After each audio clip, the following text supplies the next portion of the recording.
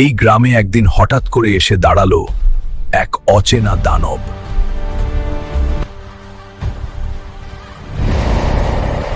কিন্তু কেউ জানতো না এই দানবটার ভেতর লুকিয়ে আছে এক ভাঙা হৃদয়।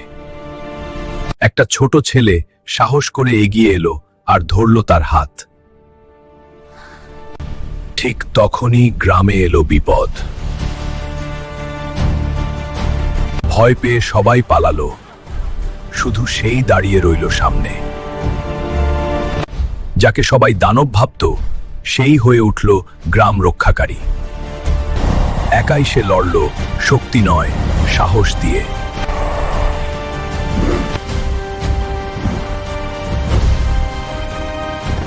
দুষ্কৃতকারীরা পালিয়ে গেল আর গ্রামে ফিরল আলো।